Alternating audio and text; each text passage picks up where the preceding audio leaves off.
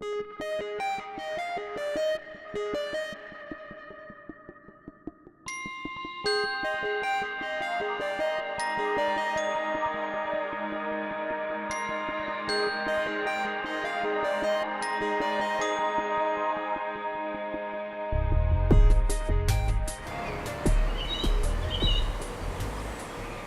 suis chercheur au CNRS à Paris et je travaille à l'Institut photovoltaïque Île-de-France, qui est un institut de la transition énergétique. C'est actuellement beaucoup, on en parle beaucoup, et qui est consacré à l'énergie solaire photovoltaïque. Et je travaille depuis pratiquement 40 ans dans le domaine. J'ai commencé à m'intéresser à l'énergie solaire en 1978 pour ma thèse que j'ai fait déjà dans le domaine du photovoltaïque, alors que c'était un domaine très récent en fait.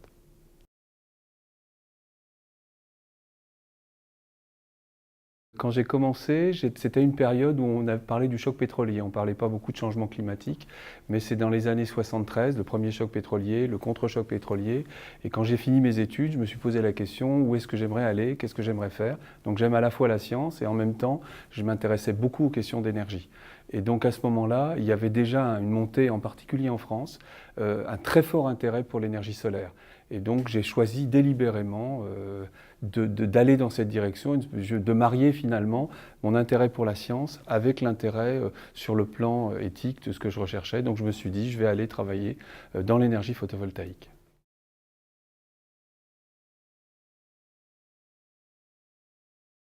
La conversion photovoltaïque de l'énergie solaire, c'est les rayons lumineux amènent une certaine puissance. Une puissance, c'est pratiquement, là aujourd'hui par exemple, c'est 1000 watts environ par mètre carré quand part perpendiculairement au soleil. Et cette puissance, c'est de l'énergie. Donc l'énergie photovoltaïque, grâce à ce qu'on appelle aux photopiles solaires, permet de convertir directement les photons de la lumière en électrons dans un circuit extérieur. Et c'est pour ça qu'on appelle ça photovoltaïque, c'est-à-dire que c'est une conversion d'énergie électromagnétique optique à une énergie électrique telle qu'on l'utilise aujourd'hui. Alors comment c'est né finalement? Ça a mis très longtemps. D'abord, c'est né avec la nature, le photovoltaïque. Le photovoltaïque est au cœur de toutes les plantes. Quand vous voyez une plante, en fait, au milieu, la chlorophylle joue le rôle de microcellules photovoltaïques qui permettent de convertir, alors on ne voit pas des fils électriques qui sortent à l'extérieur, mais les molécules de chlorophylle créent des électrons qui, eux, ensuite, vont fabriquer de la matière, vont fabriquer finalement des protéines, etc. Donc toute la partie photosynthèse au cœur du photovoltaïque. Il a fallu des siècles et des siècles pour que l'homme commence à maîtriser ces effets-là. Donc en fait, il a utilisé le photovoltaïque au départ. C'est venu avec la découverte des niveaux d'énergie de l'électrochimie, Volta, donc de photovoltaïque justement, c'est en 1800.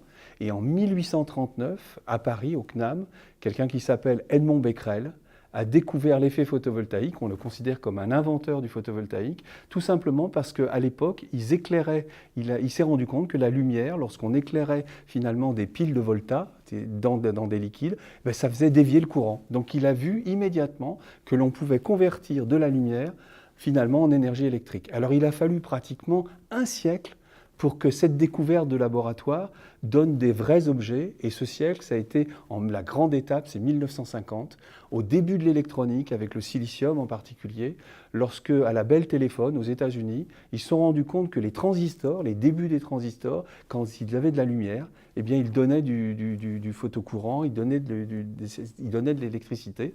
Et très rapidement, l'essor de l'électronique s'est couplé avec l'essor du photovoltaïque. Et 5 ans après, quelques années après, le premier satellite, les satellites qui démarraient, ont finalement eu du photovoltaïque pour les alimenter, parce que sinon on n'avait rien. Donc en fait, le photovoltaïque est né avec la conquête spatiale.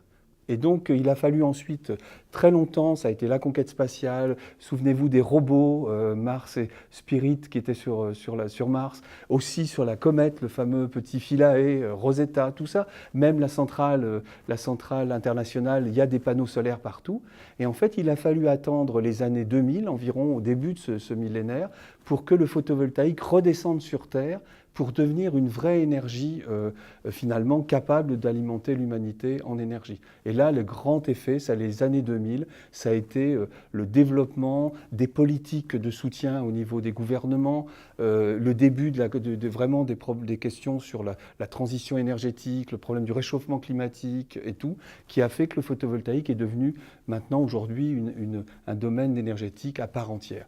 Donc voilà les trois grandes phases, les effets, ensuite 1950 et ensuite les années 2000.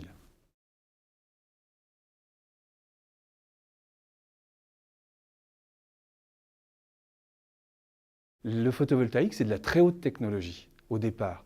Convertir des photons en électrons, ça ne s'est pas fait, on n'a pas trouvé ça sous le sabot d'un cheval. C'est-à-dire qu'en fait, il a fallu énormément d'étapes de progression de nos technologies. J'ai parlé d'électronique, comprendre ce qui se passe, les matériaux, les purifier, faire en sorte que ce soit à des coûts qui ne soient pas trop élevés. En fait, il y a énormément, le photovoltaïque, c'est de la très haute technologie. J'appelle ça de l'optoélectronique massif, si vous voulez. Et donc, il a fallu ces étapes-là. Ensuite, à partir du moment où les choses étaient au point, l'industrie spatiale était capable de faire des cellules solaires, mais à des coûts très élevés et prohibitifs pour une utilisation sur Terre. Donc, en fait, pour que ça se développe sur Terre, il a fallu, en fait, pour être capable de faire des productions plus massives à très bas coût. Et c'est en fait ce cycle-là qui s'est enclenché dans les années 2000 dont on a parlé. Et en fait, on ne s'en rend pas compte, mais le développement du photovoltaïque, il y a 10 ans, on n'en parlait pas. Aujourd'hui, par exemple, le photovoltaïque, c'est pratiquement 8% de l'électricité en Allemagne. Il y a pratiquement une quarantaine de gigawatts de photovoltaïque installés. Donc on est dans une situation où finalement, à partir du moment où on a commencé à vraiment s'y intéresser, le développement est phénoménal, de type exponentiel.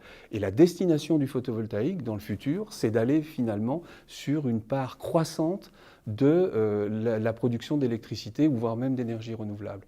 Donc c'est appelé à devenir probablement une des composantes majeures de la transition énergétique.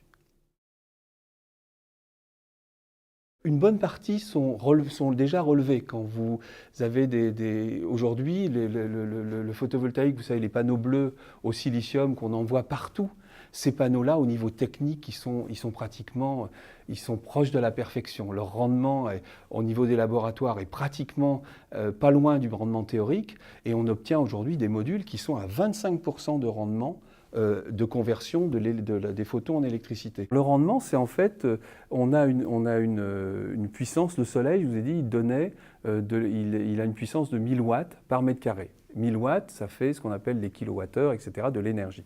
En fait, quand on met une cellule solaire, elle va transformer cette puissance lumineuse en puissance électrique.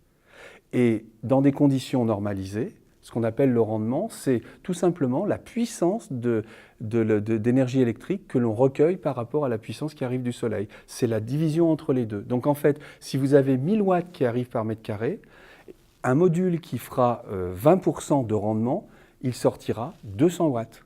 10%, 100 watts. 30%, 300 watts. Vous voyez ? Du point de vue technique, donc, on a déjà réussi.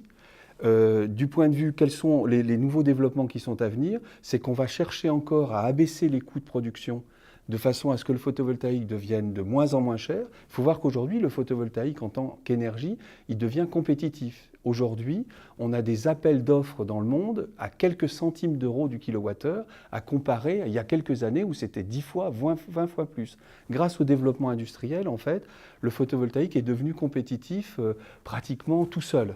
Alors le futur, c'est celui qui se développe aujourd'hui, c'est que le photovoltaïque, contrairement les cellules actuelles, elles ont une certaine limitation, autour de 30% de rendement.